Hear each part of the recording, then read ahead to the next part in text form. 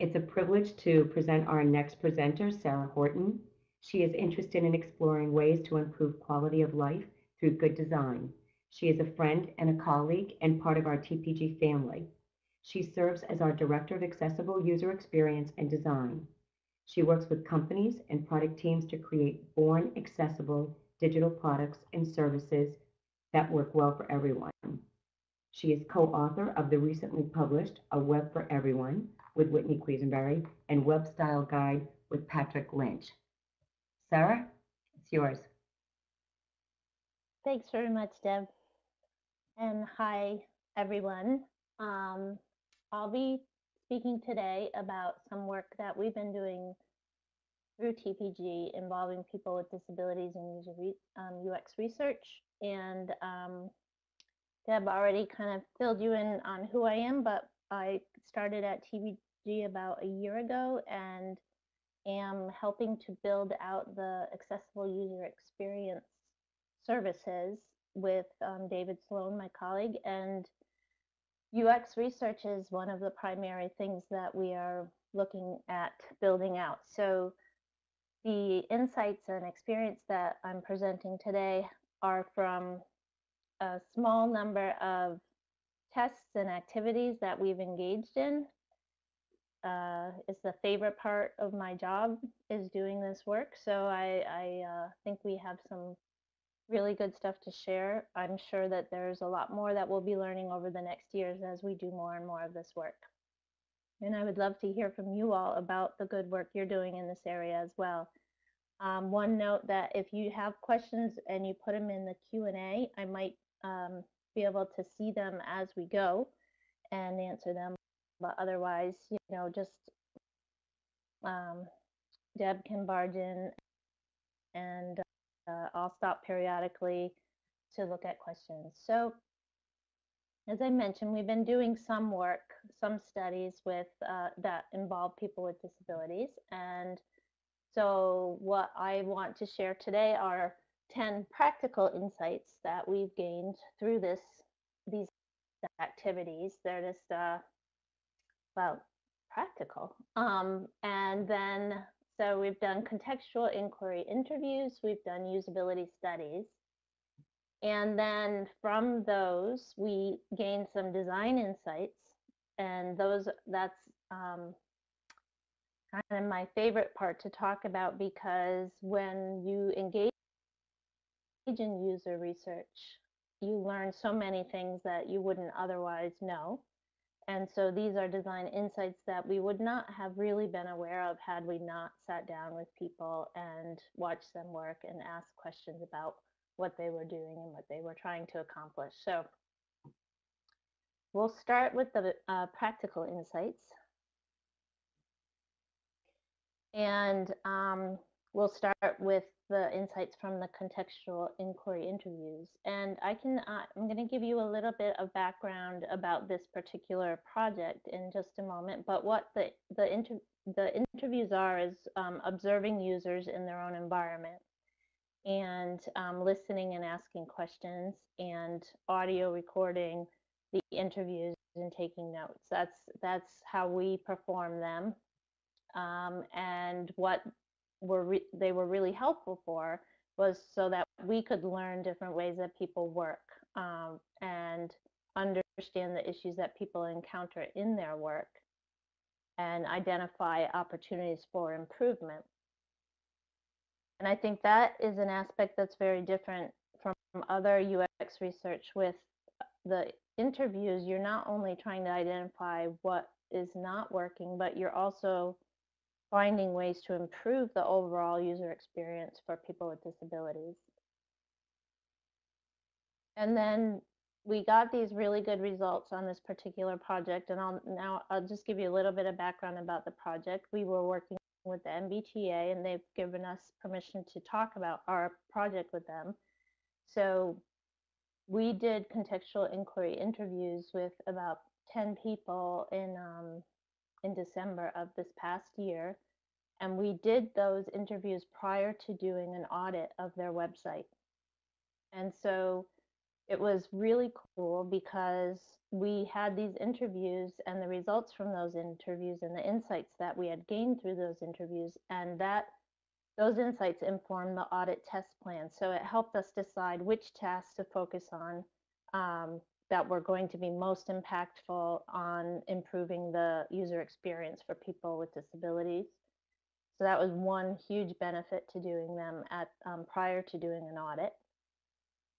They gave us an opportunity to bring people into our reporting. So oftentimes when we do audits, we're writing up issues and we're writing about the impact that these issues have on people. But in this case, we were actually able to bring in first-person perspectives on the specific issues and makes it a more persuasive argument for repairing the issues that are discovered in the audit.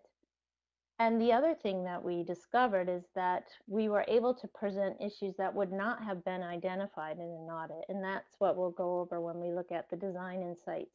There were things that we learned that if we had done just a straight up audit of the application of the website in this case, we would not have necessarily flagged some of the issues that we identified through the interviews, and we were able to identify those and report on those. So the insights are like this. One thing is you got to be ready to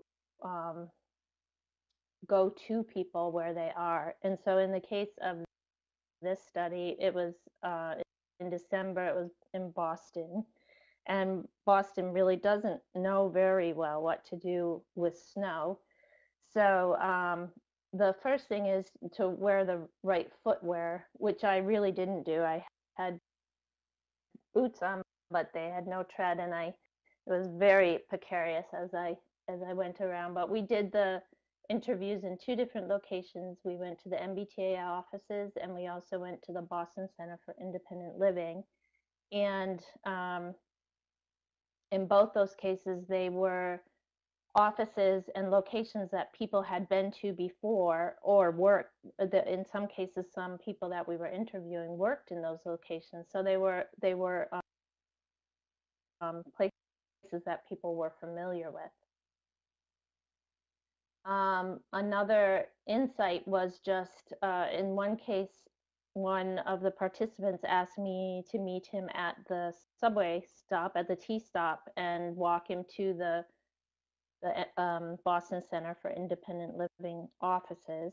And just for me, it was also just learning how to be a guide for someone who is blind. And so learning how to just offer your elbow as a guide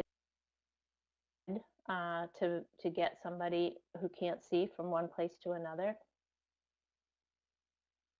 Another thing is to take lots of notes and have multiple modes for recording. So what I did was I had Evernote open, and I was taking notes as people talked and showed me things, but I also had my phone doing a memo, a voice memo recording, and I also had QuickTime running, recording that, because you have this great opportunity to hear directly from people who are affected by accessibility issues and also who are looking for digital technologies to improve things for them. And all of these great ideas are flying around, and if you don't capture them, somehow they're gone. So I'm a big fan of multiple redundancy in terms of recording. And then another thing that I hadn't really thought about in advance, but became very clear as I was doing these interviews was, a lot of times we weren't talking about the website, and we were talking about other things having to do with moving from one place to another within the Boston area. And for example, in one case, I was interviewing 2 people who are deaf, and they, could manage the website, okay, there are like aggravating usability issues with it, but nothing that I would say posed a huge barrier. There were some communications that went out through video as the communications medium, and obviously those weren't accessible if they weren't captioned. But they had lots to say about how difficult transport is because a lot of the notifications are audible and they're not visible. And so they'll get on a train that's an express train and not hear the announcement that it's an express train, and suddenly, they're 2 stops away from where they wanted to get off because the train was express and didn't stop at their stop. Or, announcements within the station um, that weren't being conveyed through another medium that they could get. So this is what I was talking about, where the UX research is also really neat because it gives insights that we can share with, in this case, the MBTA, to say, and so you have these issues with your website, but you also have these opportunities to use digital technology to improve the overall experience of using transportation. And so that was neat. And just so in that case, as the interviewer, I just let things flow where they were going to flow and tried to get this full context of the experience of transportation versus just really focusing narrowly on, is this button accessible from the keyboard. So that was all very cool, and that was with the MBTA, and I'll talk a little bit later about some of the things that we learned in the course of doing that project. So are there any questions at this point? I'm going to switch over to usability testing that we did. Any questions about the contextual inquiry interviews?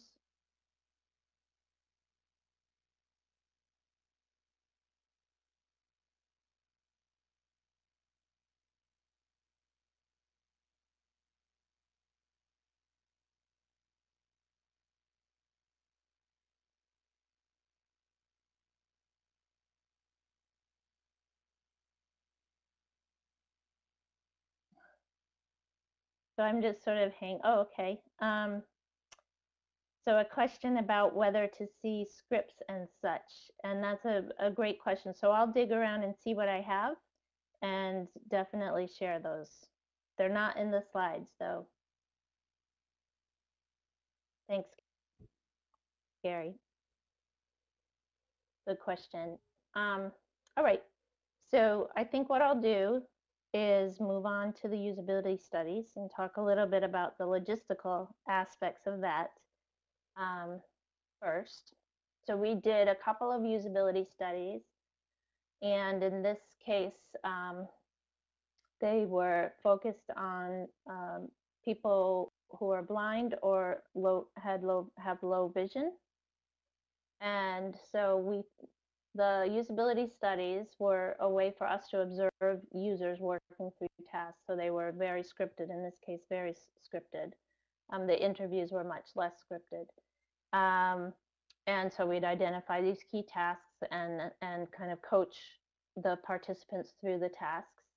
And in the course of that, listening, guiding, and asking questions. And so one thing that is really helpful in doing usability studies is always just staying kind of a couple steps ahead of the participant and kind of trying to intuit where they're going and why they're going where they're going, and asking questions along the way.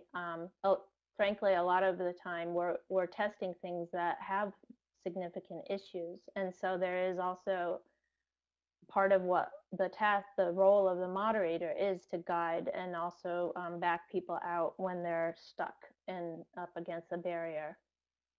But really being able to understand the intention behind what people are doing. In some cases, that's sort of through just trying to get inside of their head, but also, asking a lot of questions like what did you expect to have happen, and things like that.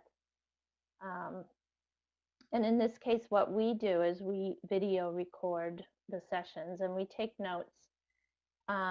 We use video recording instead of sort of screen Capture or Moray or anything of these things where, the more high-end usability testing setups.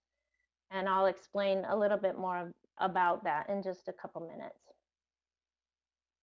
But what they're good at, on the one hand, for us, is for us to learn different ways that people work, but also in both of these cases, a representative from the client was in the sessions. And so for people who are working in user experience and haven't necessarily done that much testing with people with disabilities, in this case, vision impairments, just really giving people a way to understand how different ways that people work, and obviously identifying accessibility barriers, and it's certainly a very good way to do that.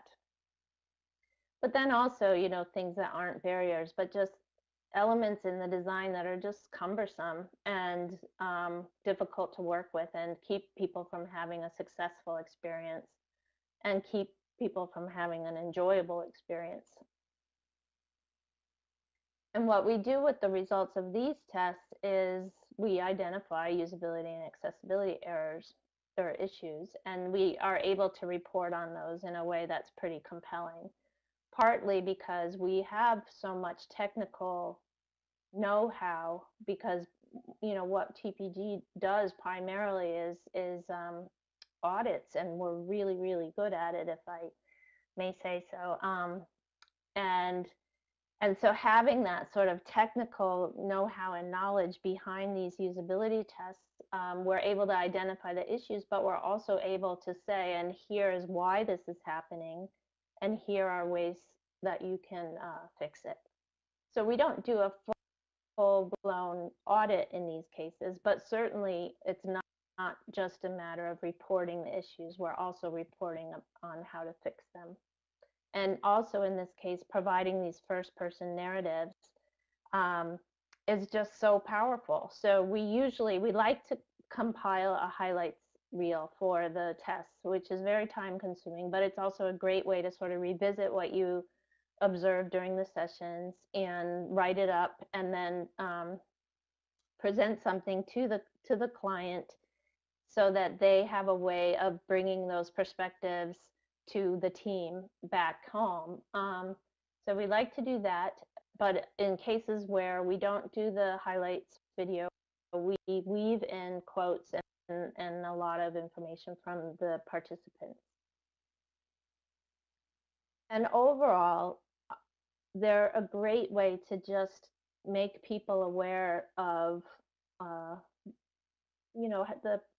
the potential and also the problematic aspects of websites, apps, and web apps. Because in a lot of cases, we're working with people who understand that accessibility is very important and sort of can parse the success criteria, but don't really understand in a kind of fundamental way why it matters. And this is a great way of bringing that understanding out into the world. So the practical insights from this part of the session today, for the usability studies, we've had a great partnership with the Carroll Center for the Blind in Newton, Mass. And so the insight here is to partner with advocacy and support organizations, because I think a lot of times what keeps people from moving forward in testing with people with disabilities is not really knowing how to handle the recruitment aspects and the logistical aspects. And so in this case, the Carroll Center has a technology room. The people who were recruiting have been to the Carroll Center, so they know where it is. They're familiar with the location and how to get there and how to get around. The technology is all there for us to use. And so that's the key for us, I would say, in terms of the success of these studies, was this partnership that we had with the Carroll Center. And the people there are just fantastic. So if you live in the Boston area, I highly recommend working with the Carroll Center. If you live elsewhere in the world, look around for advocacy and support organizations that you can partner with to do these studies. Another just key sort of practical aspect of things is just making sure that people have a way to get to the study location. And so in Boston, it's the ride, which people love and hate, and mostly hate, but I think are happy that it's available. And so just making sure when you're doing your recruiting to ask, you know, how do you plan to get to the Carroll Center? Because for our test, for example, the schedule is very tight. And so we really needed to make sure that people were able to arrive on time so that we could keep things moving. Another thing is just to send documents in advance. So, you know, we have NDAs, we have a video release form, all of these documents that people need to read and sign. You send an accessible version of the document in advance so that people can read it versus having a pile of paper that and asking people to sign without really having the time to read it closely. And bringing a signature guide. This was something that I wasn't aware of prior to doing these tests, but fortunately the Carroll Center had one, and you know, just a signature guide that'll help people who can't see. This is I'm putting up a picture of a signature guide, and it just is a rectangular shape with a cutout in the middle that you can position over the signature line, and if someone who can't see can feel where the signature needs to go and can sign. So that works well. And another very logistical, practical aspect that the Carroll Center filled in for us is to have a doggy bed available for service dogs. So some of the participants arrived with service dogs, and there was a dog bed, and the dog would lie down in the doggy bed, and the participants sit at the computer, and we would do the test that way. So just be prepared to accommodate companions, maybe dogs, maybe people, and just be prepared to accommodate that. So this is where I wanted to talk a little bit about our approach of using video recording. I think that Mark mentioned earlier the difficulty of trying to capture the experience of using, in this case, a mobile app. I have a couple of screenshots of mobile apps on the slide, and one of them is in the regular, you know, color background combination with black text on a white background, and the other is with inverted colors with a dark background and light text. And when you're trying to use something like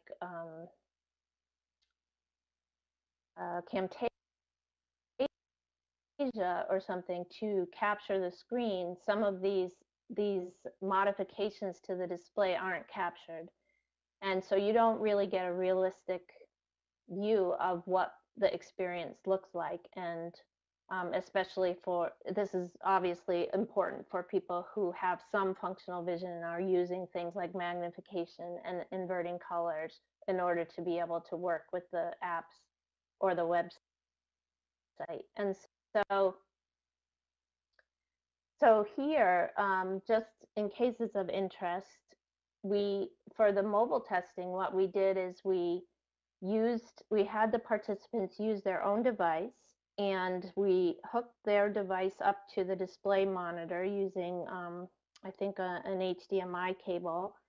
And so we could see through the display monitor what was being displayed on the device, because also if you're working with people who have very low vision, the device might be right up close to their face, so you might not be able to see very clearly what is displaying. And the shot that we take, Shane Paciello and Kyle Paciello have done the camera work for these, and they've done a great job where they're taking a shot of the participant the device in the case of the mobile testing that we did and the display monitor all in one shot. And so you get this really good sense of the experience. And if that's what you're after, in our case, that's what we're after. We're not looking for data. We're not looking for click, hot spots and all of that. We're really just trying to understand what we can do to improve the user experience. Having that kind of holistic capture of the session and of the experience has proved to be very effective for us. And the issue with the inversion of colors and things like that is, and magnification with zoom text also holds true for when we were testing things on the desktop. And the last practical tip is that the participants all were very positive about engaging in this activity and felt a lot of goodwill toward the company that the companies that were sponsoring these activities. So in this case, here's a quote that says, "I want to thank this company for their willingness to even explore accessibility issues." And another quote, "The fact that this company is doing this exercise makes me optimistic for the future." So the fact that these efforts are appreciated by the participants in and of themselves also is a really good incentive to do this work and to really try to improve user experience overall. So that is the end of my 10 practical insights, and now I have 10 design insights to share. But are there any questions at this point about sort of the logistics of things?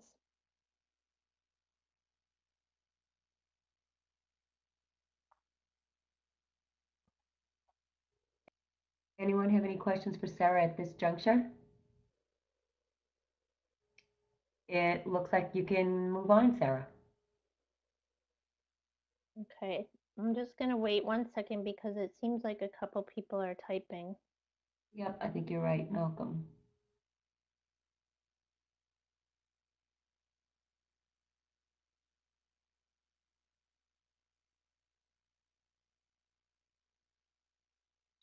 Do you think that by going the extra mile got better results from your participants?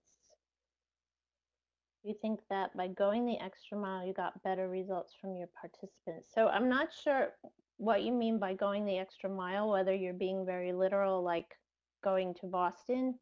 I certainly believe that being on site rather than doing remote testing is worth it. So I'm not sure if that's your question, but that's a question I'd like to answer. We are ready to do we're ready to do remote testing, but we also believe, I know this isn't the question that you asked, but I'm going to answer it anyway, because I have the microphone, so I get to.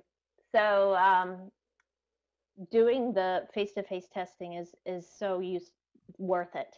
So whenever possible, if you can do face-to-face usability testing, you're going to learn so much more than you can, especially for the type of studies that we are doing, which are, again, not scientific studies. We're not trying to publish a paper that says that, this many people who use JAWS can do this in this much time. That's not what we're after. So the face-to-face testing is the best. I think I believe that, yes, the question about whether the Carroll Center and the doggy pillow and the signature guide and all of these things, whether those are beneficial, yes, because those are things that are known and comfortable. And so there's enough that is sort of new. So if we're testing a site and new tasks and things like that, then having kind of removing all of the logistical barriers and all of the potential points of confusion and conflict or is a great approach to take, and just it allows us to just really focus on what matters, which is doing the test. Sarah, I have a question. Do you find that if somebody has done testing a user study before it disqualifies them in any way? That's a great question. Again, I'm very informal about this, and so I wouldn't think so. I wouldn't think that it would disqualify anyone. But I also believe that doing a usability study with one person is so worth it. So I think that the key here is to be flexible and not to get too caught up on some of the more scientific rigor and really just go after trying to get as much observational information as you can get. And if that means working with the same person on two studies, you still are so much farther ahead than you were that it's totally worth it. It would be problematic if you were trying to publish a scientific paper, but if what you're trying to do is gain insights and improve the experience, then I don't think it matters. Thank you. Anyone else Yes. have any other questions for Sarah? Yep. So Marcy mentions coffee and pastries. Food is always good. Yep. Well, I think I better continue on because I want to get through the design insights. So these are things that I've been working in design for many years, and just working in accessibility just for 1 year. So I'm a newbie. And when I say like that we are really good at technical stuff, I just sort of squeeze myself in there. But it's the TPG team is the real bulk of that expertise. But the design aspect is what I do have a lot of experience in. And I love doing this UX research because I get these insights that I really wouldn't have understood had I not done the research.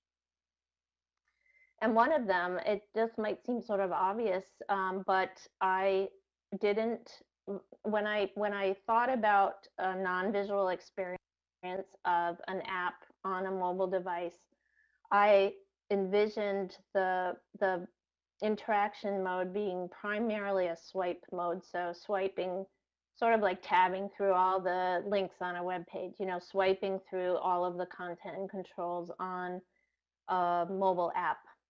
And what I learned from observing that both non-visual and people who have some functional vision but have to really, zoom in or bring the device really close, the location, the spatial aspect of things really comes into play.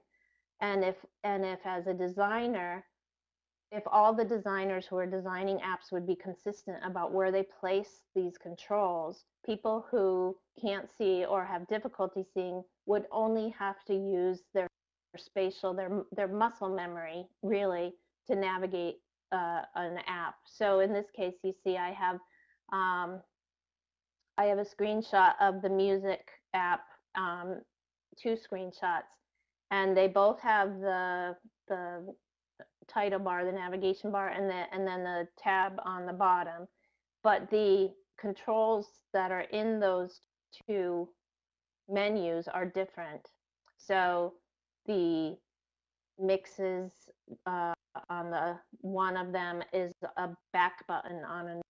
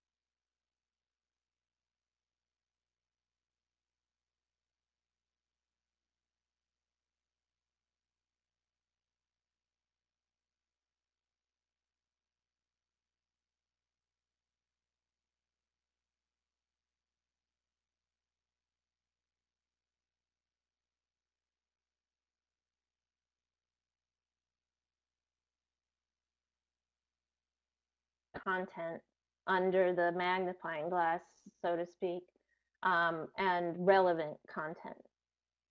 So one of the people we interviewed would look at the print view and then magnify it using Zoom text. And something just happened in the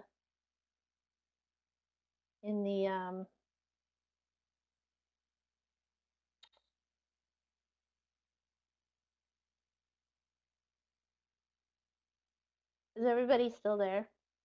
No.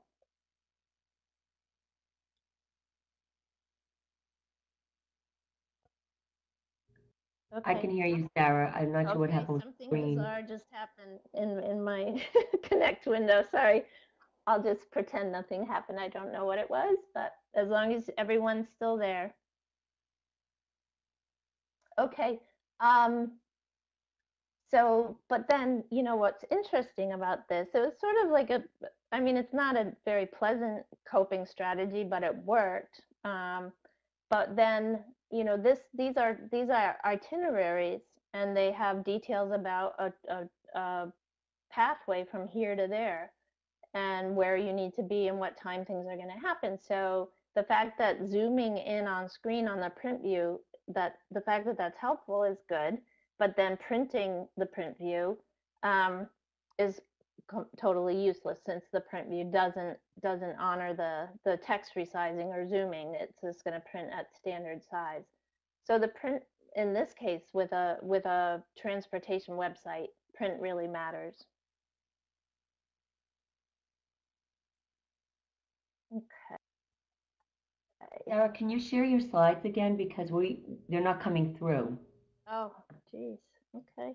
We're on the you just need to, I think you just need to, there you go. Do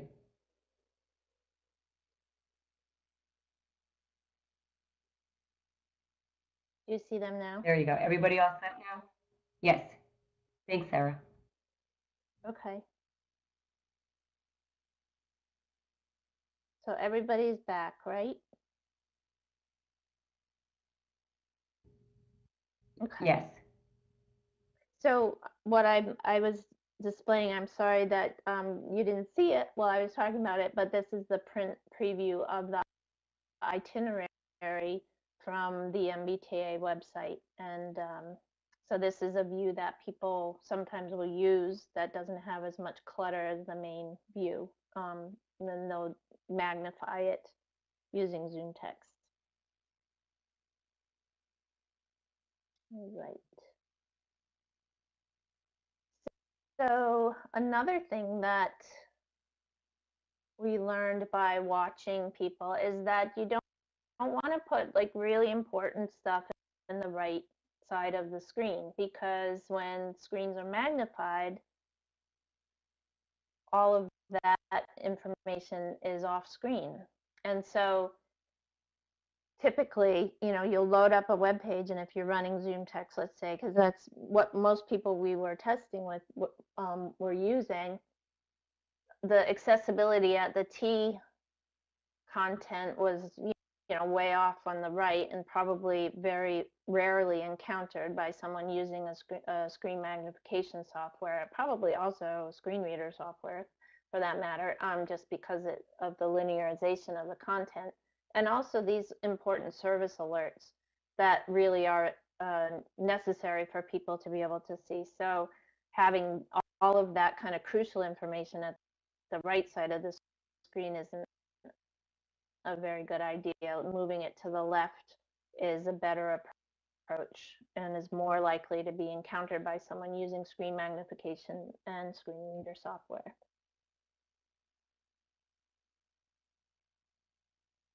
Another thing that we observed was the difficulty with screen magnification software when websites reset focus.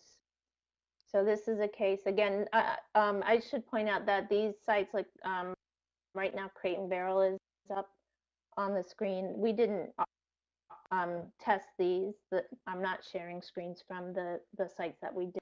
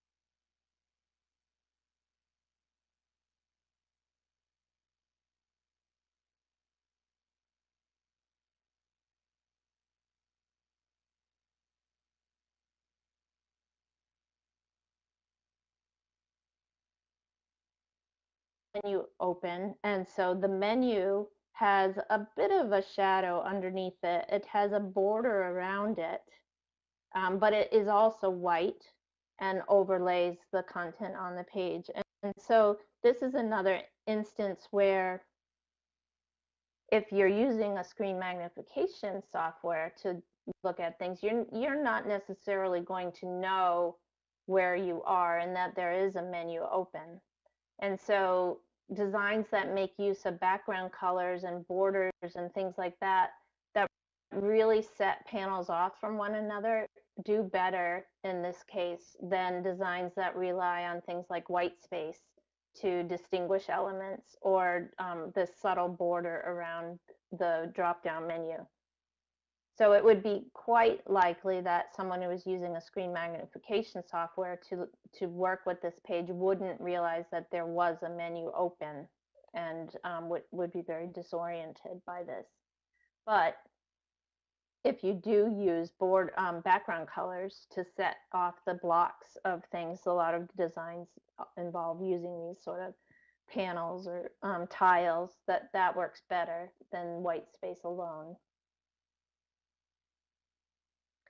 Another thing we found is that when we're working with forms that have predefined values, again, this is just like basic user interface design,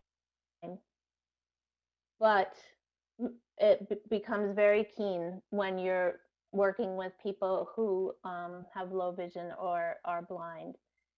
The difficulty of managing the input, especially in the case, like, for example, if someone was using dictation for this, but in this case, I type in Harvard Square, Mass for the endpoint of a trip planner. So the start point is South Station, the end point is Harvard Square. And Harvard Square is misspelled, so it's Harvard without the A, well, H-A-R-V-R-D Square, okay? And the application that's running behind this knows very well what the options are. It knows that it's Harvard Square or Harvard Square Station or Harvard Road. You know, it's querying a database full of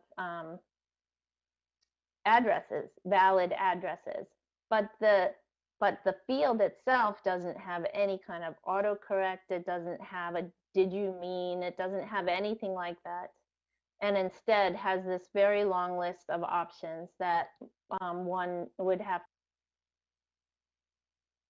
to navigate in order to find exactly what it wants. So one of the people we interviewed called this part of the MBTA site finicky.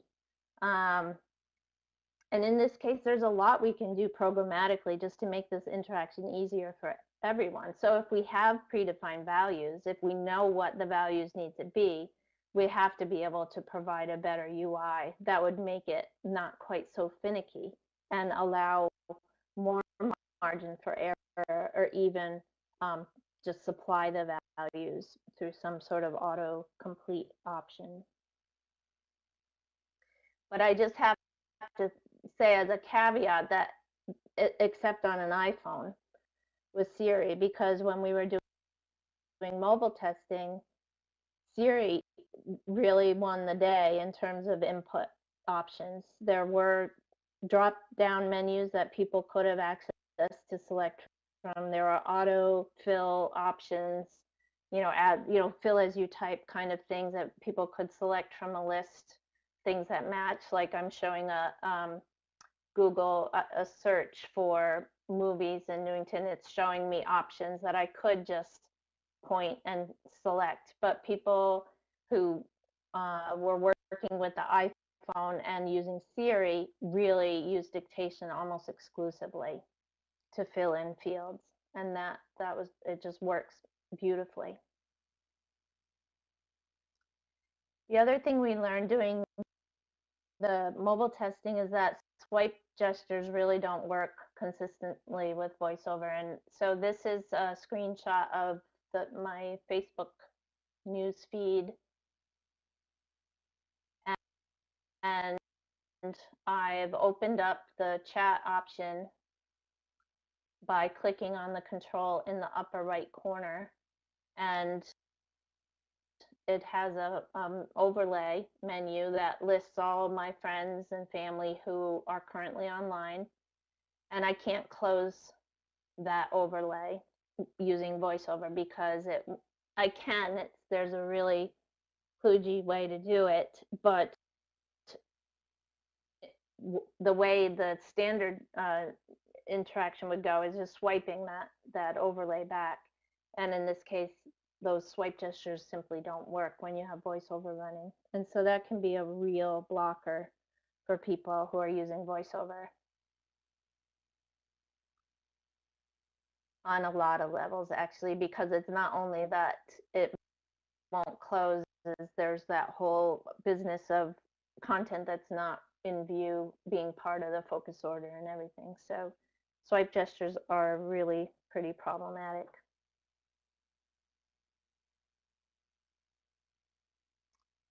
This is, yeah, this is actually, I think, further exploration into what I mentioned about the background colors and using screen magnification. So in this case, it's the MBTA site and this site does use a lot of color backgrounds and patterns and snowflakes and things like that to differentiate elements on the screen.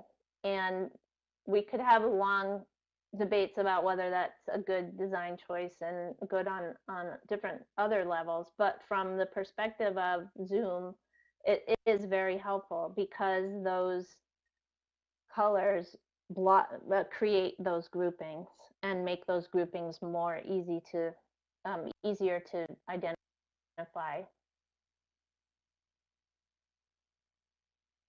And then the final one, and this also was sort of a surprise to me, was that that slow loading pages are really problematic, particularly for screen reader users, but also for users who use screen magnification software. So this is the CNN page, and it's loading, and a lot of the content isn't loaded yet because there's a lot of it, and it's coming from lots of different places, and it's just a very heavy page. And so, and here's the page fully loaded with all of the other content, the ads and everything. And so what would happen when we were testing with a page that was heavy in the bandwidth sense was that the screen reader software would often have this lag problem where it was still reading content from the previous page because the new page hadn't fully loaded yet. And the participant would think that they had activated a link, gone to a new page, and they're still hearing content from the previous page. And so in this case, I wouldn't have thought of sort of load time as an accessibility issue, but it really clearly was in the case of this of one project that we worked on. And so again, these are just things that I wouldn't have necessarily thought of as accessibility issues, but they clearly were. And looking for these patterns and looking for these things that won't necessarily be part of what we see when we're doing audits, the more that we can bring these together and come up with some sort of heuristics that we could use to talk about accessible user experience, the better overall experience we'll be providing. So just to finish up on that note, this is sort of the equation. This is the accessible user experience equation, which is, you take accessibility and you add it to user experience versus keeping it as something different and other that we do as a after the fact sort of compliance exercise. We bring those together and we say we're talking about user experience, and accessibility is a characteristic of user experience. So we're talking about accessible user experience. And when we talk about things in that way, we're going to get much closer to what we're really looking for, which is a web for everyone. And as some of you may know, there's a book out called A Web for Everyone, which I co-authored with Whitney Quisenberry. So a lot of the guidelines that, I mentioned that we're looking to develop those guidelines. I don't know that we really have figured out all the patterns that are going to make the user experience better. So help us to discover those and use those. And you can follow the book at A Web for Everyone.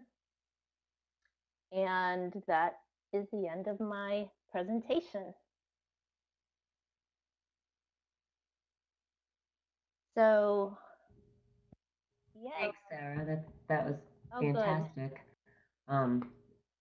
Very useful information. We'd like to open it up. We do have a few moments here before our next session for people to post their questions. So it looks like Mike Paciello has a question. Is it a common issue with swipe and voiceover, or do gestures touch events disrupt voiceover? I believe that if Patrick were online, he would have the answer for you right off the bat. He confirms for me. This is Patrick Lauka, my colleague. He confirms for me that swipe is a problem with voiceover, and that at this stage it just simply doesn't work. And so you have to provide a secondary option. So you can use swipe, you can include a swipe gesture, but you also then need to include a control that will close that overlay. You can't only have the swipe gesture.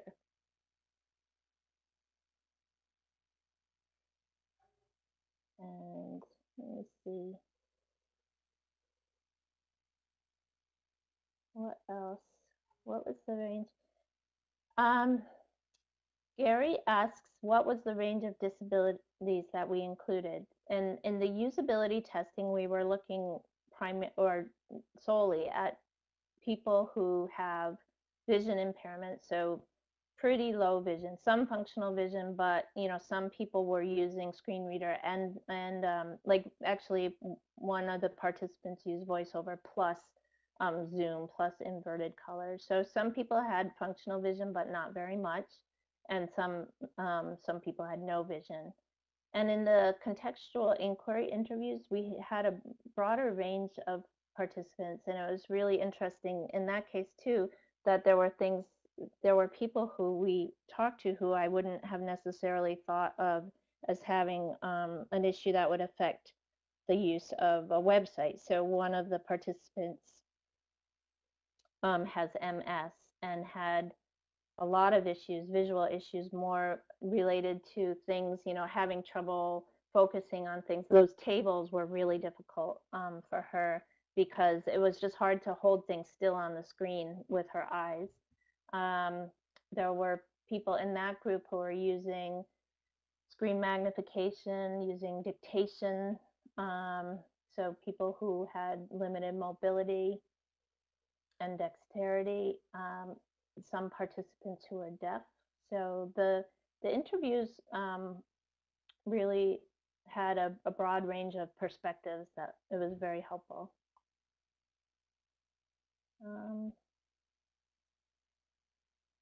And let me see, there's a follow-up from Mike, I think. Swipe, yes, swipe is a problem.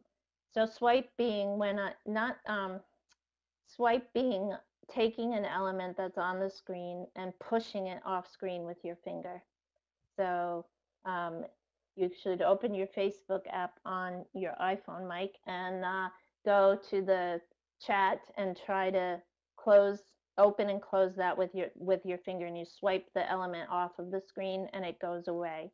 But if you have VoiceOver running, it won't swipe away. That action just doesn't take place. But the whole single finger swipe through all of the elements, that definitely still works. And all of the other sort of basic gestures. But more and more what we're seeing with apps is these sort of fancy gestures where, there's pull this element up to open and drag it down to close and things like that, is problematic.